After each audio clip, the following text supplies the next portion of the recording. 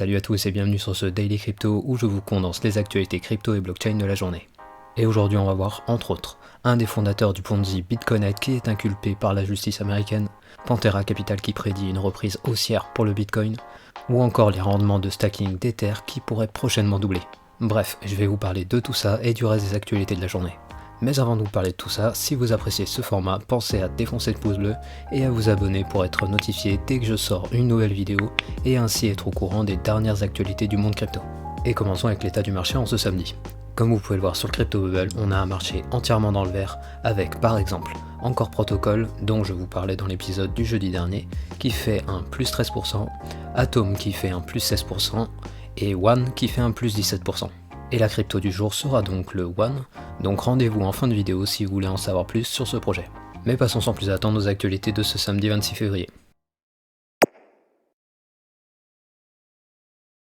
On débute les actualités du samedi avec l'un des fondateurs de la pyramide de Ponzi BitConnect, qui est inculpé par la justice américaine.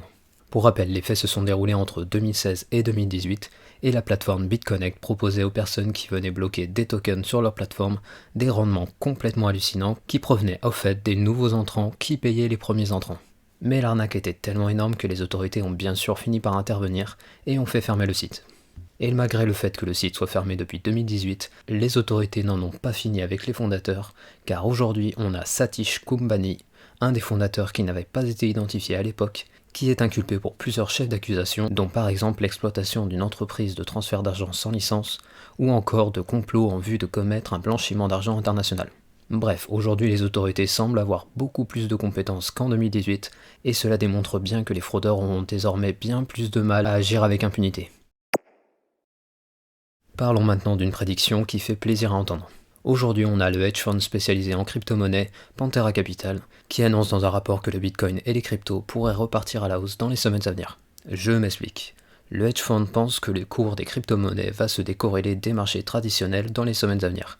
Et l'argument qu'ils avancent est que lorsque les marchés traditionnels baissent, les cryptos ont tendance à être corrélés pendant une période d'environ 70 jours, puis cette corrélation finit par se rompre et les cryptos repartent à la hausse. A savoir que la correction sur le S&P 500 a débuté au début du mois de janvier, donc on arriverait en théorie à la fin de la période de corrélation entre marchés traditionnels et crypto.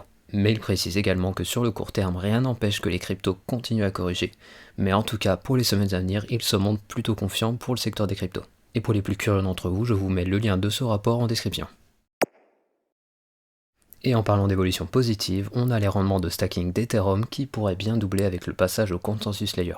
Pour rappel, le Consensus Layer est le nouveau nom d'Ethereum 2.0 et qui désigne le passage de la blockchain d'Ethereum du Proof of Work au Proof of Stake. Et cette migration pourrait, d'après Coinbase, doubler les rendements grâce au mécanisme de Proof of Stake qui devrait faire passer les rendements qui sont actuellement de 4 à 5% vers des rendements de 9 à 12%.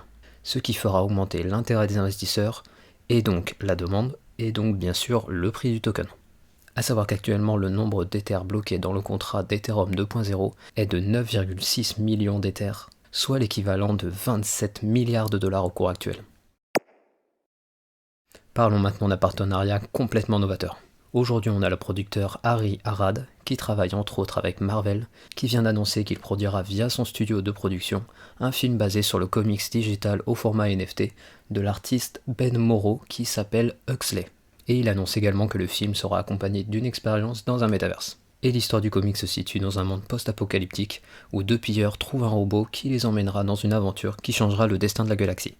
Bref, ici on a un partenariat entre deux univers qui promet bien de faire des étincelles. Et je vous mets en description le lien vers le site de Ben Morrow si vous êtes curieux de son travail. Et on finit les actualités du samedi avec le flash du jour. Tout d'abord on a la whale d'ETH qui a été nommée Light, qui vient d'acheter pour 1,2 million de dollars en Shiba Inu. Et je vous rappelle que les whales d'ETH montrent un intérêt accru pour le Shiba Inu depuis quelques semaines, et elles montrent ainsi qu'elles s'attendent à une réussite du futur métaverse qui s'appellera le Shiberse. Ensuite, petite mise à jour sur les dons en crypto pour l'Ukraine. Dans les actualités d'hier, je vous disais que le gouvernement n'acceptait pas les dons en crypto.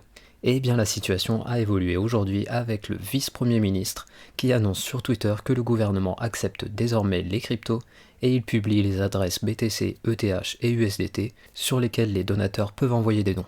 Et finalement on apprend aujourd'hui que la marque de boissons énergétiques Monster vient de déposer 4 demandes de dépôt de marque concernant des NFT et des objets virtuels. donc on pourrait avoir prochainement des annonces de la marque, et bien sûr affaire à suivre dans le Daily Crypto.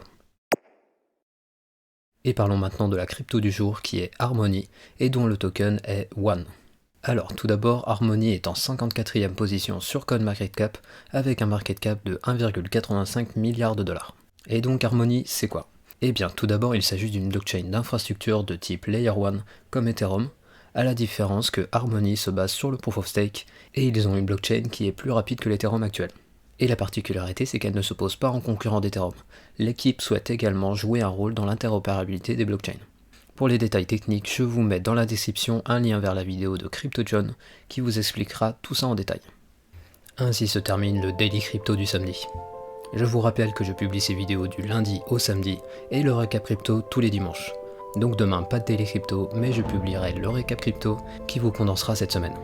Et n'hésitez pas à venir me dire dans la section des commentaires s'il y a des points que vous voudriez préciser par rapport aux actualités du jour pour que tout le monde ait accès à l'information la plus complète possible. Et comme d'habitude, pensez au like pour le référencement de la vidéo et à l'abonnement pour être notifié dès que je sors une nouvelle vidéo. Et je vous dis à lundi prochain pour un nouveau Daily Crypto.